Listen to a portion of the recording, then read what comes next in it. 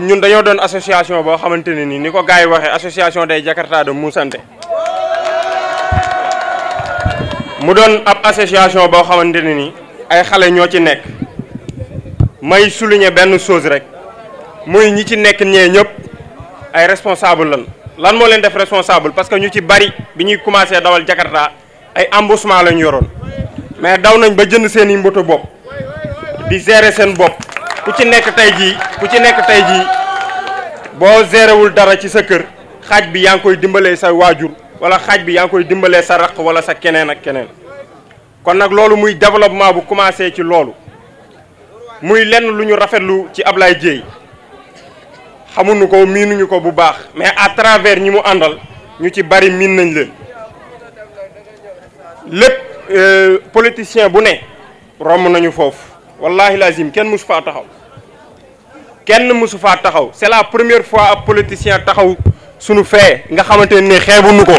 fa la ñuy ñàkkee loo xamante ne nii moom la ñuy yóbbul suñuy kër moom la ñuy yóbbul suñuy yaay moom la ñuy yóbbul suñuy papa engagement bi nga jël pour jeunesse bi ñi ngi koy dégg programme bi nga teg ñu ngi koy dégg parce que tamit duñ ay ndaw lan mais tamit dañoo yor suñu xel di xalaat kenn ku ne xam nga ne programme bi arrangé na jeunes yi arrangé na surtout dawalkatu Jakarta yi surtout ñeneen ak ñeneen parce que bu dul dara tu crées des emplois pour les jeunes tu crées des emplois pour ñeneen ak ñeneen pour les femmes yi nga xamante ni ñoo fi nekk jàpp ñu woon ci dara pour ñu jàpp ci dara ku tax nag nga jàpp ci dara da nga koy gërëm ku tax nga jàpp ci dara da nga koy sant ku tax nga jàpp ci dara da nga koy dolli jàppale ko lu mu mën parce que ñaari loxoy takk tubay tamooy takk sër. Nous sommes venus au niveau de ce quartier pour des séances de thé débat de proximité comme l'a suggéré le président de la République, notre candidat le président Macky Sall nous a incité à aller vers les populations pour leur présenter son bilan. C'est pour cela que nous avons organisé des débats pour expliquer aux populations. Aujourd'hui, nous sommes au niveau du quartier Moussante qui entoure des militants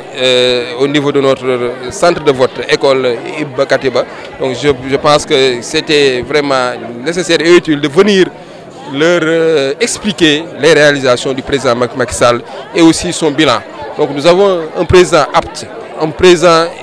qui se soucie du bien-être de la population. Donc nous avons trouvé sur place des femmes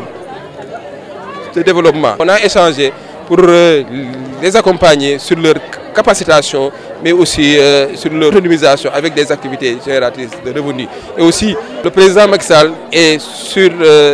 cette dynamique, c'est-à-dire créer des projets de financement pour les femmes et les jeunes. Donc on peut en citer la DER,